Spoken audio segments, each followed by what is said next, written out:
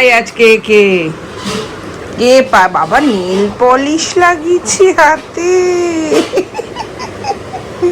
কত বলো good morning good morning. খুব বিরক্তি করে মাটা, একটু ছুটির দিনে ঘুমোতেও দেয় না। আজকে মঙ্গলবার, সব পরিষ্কার করার দিন। বিছানার চাদরটা উল্টে দিই।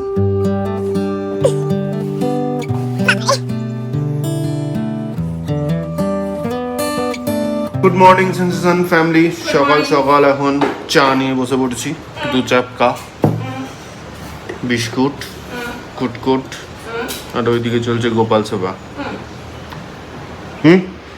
বাড়ির সব থেকে ভালো সদস্য, একবারে উঠে পড়ে, একবারে স্নান করে নেয়, কোনো ঝামেলা নেই, কোনো ঝামেলা নেই।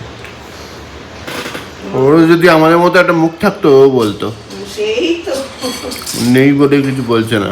সেই তো যে শনিবার দিন ছুটির দিন, হবে না গো, শনিবার দিন ছুটির দিন এত সকাল সকাল ওঠানোর কি আছে। সেই তো সেই। চলো চাটা খেয়ে এখন বেরোচ্ছি মছলি আনতে। বাবা রে, এই হচ্ছে এখন বাইরের অবস্থা। 9:30 বাজতে সবে। ম্যাডামের আজকে একটু ইচ্ছা হয়েছে ইলিশ মাছ খাবে, ওই জন্য মাই চিকেন অ্যান্ড মোড়ে যাচ্ছে। ওদের ফোন করেছিলাম, বলে ছোটো আছে, বড় নেই, 800 ম্যাক্সিমাম সাইজ, তারই দাম 2200 টাকা। কলকাতা সাইডে যারা দেখছো ওখানে কত করে ইলিশ চলছে অবশ্যই কমেন্ট করে জানিও, তাহলে বোঝা যাবে ডিফারেন্সটা কত হয়।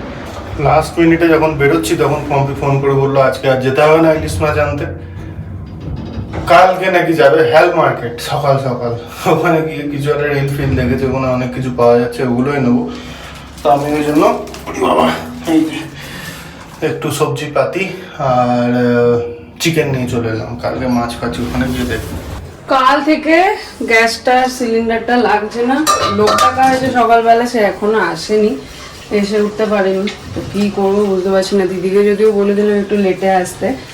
আমি এখন ডিমটা চাপিয়ে দিই, ডিমটা চাপিয়ে দিলে ডিমটা হয়ে গেলে আমাদের ব্রেকফাস্টটা বানিয়ে নেবো। আর অরিন্দম ভিডিও দিয়ে যায়নি, ওই জন্য এডিটিংটা কমপ্লিট করে উঠতে পারছি না। সবজি সবজি কি সবজি এনেছো? ডিম,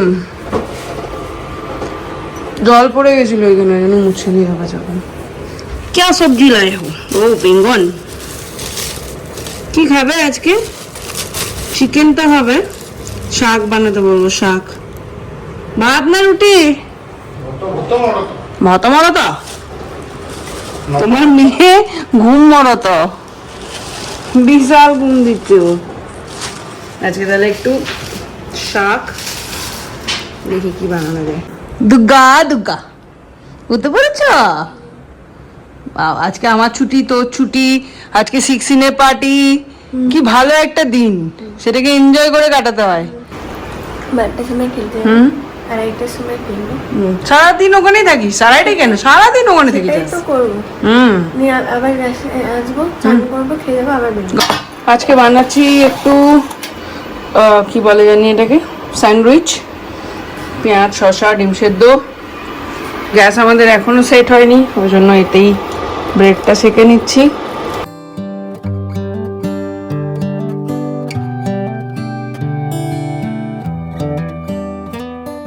চান ঠান করে একদম রেডি, এখনো 11টা বাজেনি। এদিকে চলছে এডিটিং।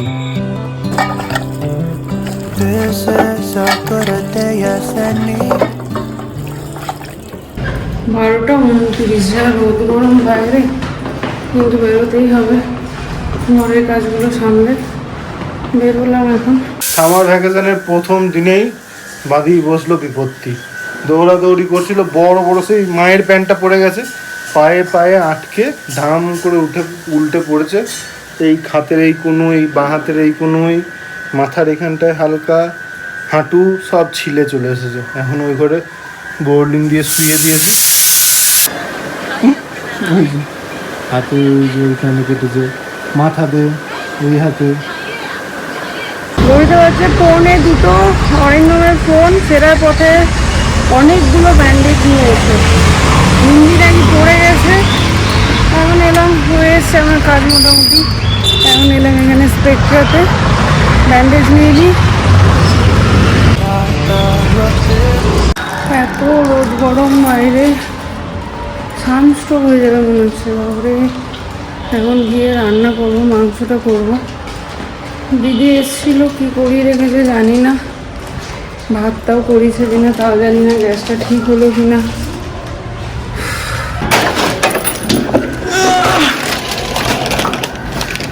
ও এ পড়লো, তুমি না মিমলি? কে পড়লো?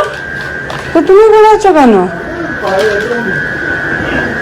কি রে এ মা, না রক্ত পড়ছে তো অনেকটা। মাথায় বোরনের লাগালি কি করে? মাথাতেও লেগেছে?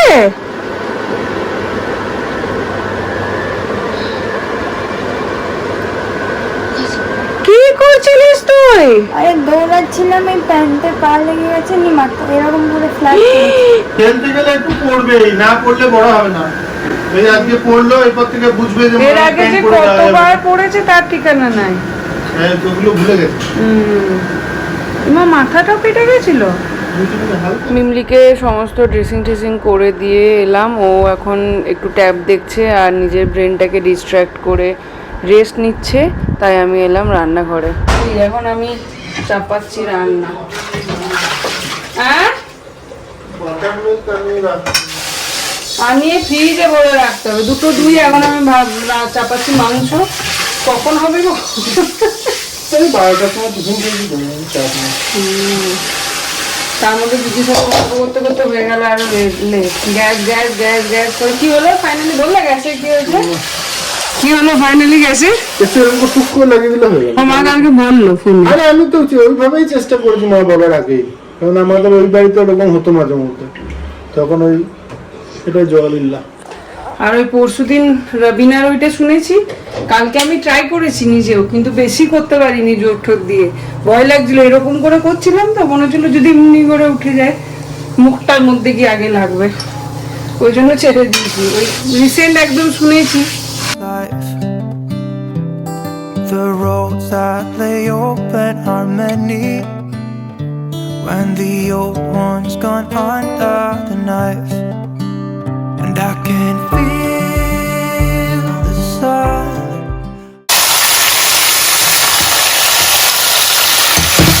অনেকটা চিকেন এনেছে আজকে।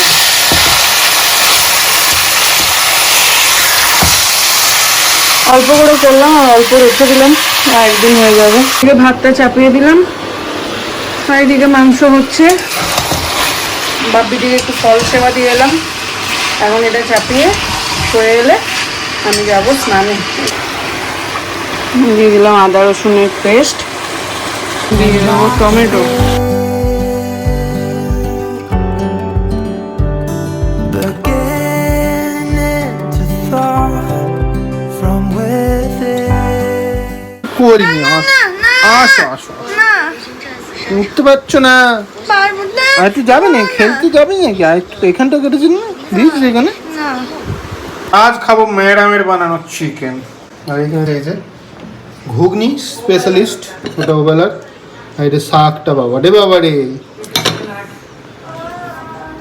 ওই যে স্যালাড।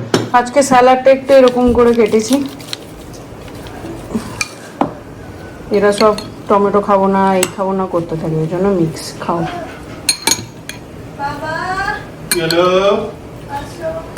শুরু হয়েছে, যখন শরীর খারাপ হয় মা আসো, আজকে কেটেছে বাবা আসো। অনেকটাই কেটেছে, অনেকটা। খাইয়ে দেবে তোর বাবা।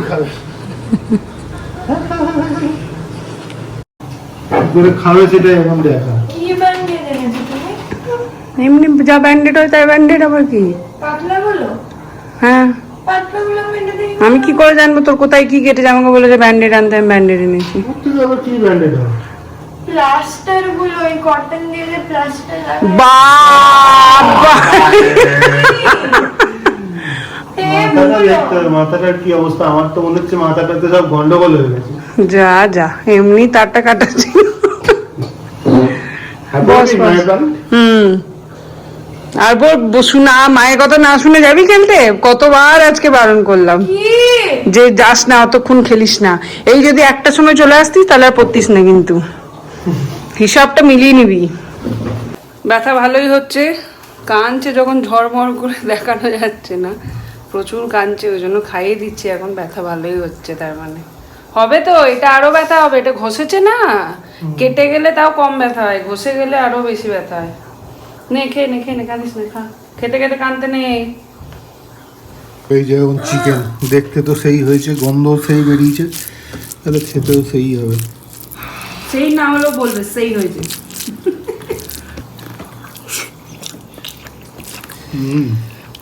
এত কাজ করি তাও লোকজন বলে আমি নাকি কাজ করি না, বলো দেখি, কি দুঃখের কথা। কে বলছে? নামটা একটু বলো আমাকে, তারপর আমি দেখছি। সত্যি কথা, সকাল থেকে উঠে থেকে কোমরটা বেঁকে যায় আমার কাজ করতে করতে। দেখ কি অবস্থা দিদির, ইস রে হাতটা, ইস রে, ইস রে, এটা দেখি, এটা ভিজে গেছে। এটা ঢেকে কেন রেখেছিস? আমি তো নোটিসই করিনি, চশমা পর্যন্ত ভেঙে গেছে। এ বাবা, কিছু হবে না। ওই যে উঠেছে স্যার 7:55, আজকে আমাদের 16-এর মুড়ি মাখা খাওয়ার প্ল্যান আছে। মিমলিকে তো কোনো রকমের সব রেডি ফেডি করে পাঠালাম, তো ওই জন্য আমি 1 বাটি ঘুগনি বানিয়ে রেখেছি। আর সিঙ্গারা এনেছে দিদি, তো ঘুগনি মুড়ি সিঙ্গারা সব খাওয়া হবে। Today and not tomorrow, there's no time to borrow. ইমা ফ্ল্যাশ চলে গেছে কত জোরে। হ্যাঁ বয়লারের জায়গায় খাওয়া দাওয়া আসবে, আমি এখনই বেড়ে ঠান্ডা হয়ে যাবে তো। আজকে অনেক দিন পরে 16-এর পার্টি হচ্ছে। ঘুগনি মুড়ি সিঙ্গারা, ঘুগনিটা দেখো বোলপুর মার্কা, হ্যাঁ সিঙ্গারাটা খাবো। আসো আসো, ওয়েলকাম ওয়েলকাম। বলো ওদিকে এখন গল্প জমে উঠেছে, আমি এখন এদিকে একটু চা বসাচ্ছি। কাকু আমি অরিন্দম দুধ চা, কাকিমা র চা, বাকিরা কেউ খাবে না। আসল আমাদের জমে উঠেছে এইখানে। হ্যাঁ মালাই মারকে আবার বন্ধ করে, ভালো হয়েছে মুড়ি। ও বলে যে মুড়ি দেখে তারপরে খাবে, খাচ্ছে তারপরে ভালো লাগে। আর একটু দে, নে আর একটু নে মিমলি, ওকে একটু দে তো। না না, এখন দিদার সেবা চলছে এখানে।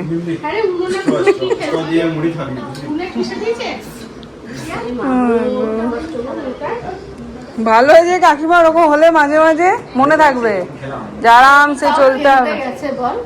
তা গেছে। আজকে অনেকদিন পর গিয়েছিলাম ক্রিকেট খেলতে, বাপরে বাবা অবস্থা টাইট, কারণ এই শনিবারে ম্যাচে নাম দিয়েছি, ওই জন্য তার আগে একটু প্র্যাকটিস দরকার।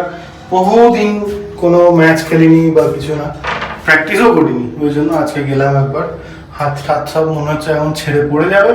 যাই হোক চলো ঘরে যাওয়া যাক। মোটামুটি 8টায় অফিস শেষ হয়েছে, 9:30 অবধি ওদের সঙ্গে, 9:30 না ওই 9:20-25 অবধি ওদের সঙ্গে গল্প করেছি, তারপর আমি বেরিয়ে গিয়েছিলাম। এখন আরও একবার বেরোচ্ছি, তারপর মিমলি আবার ব্যথাটা হচ্ছে, এবার রাত্রেবেলা ঘুমোতে পারবে কি না,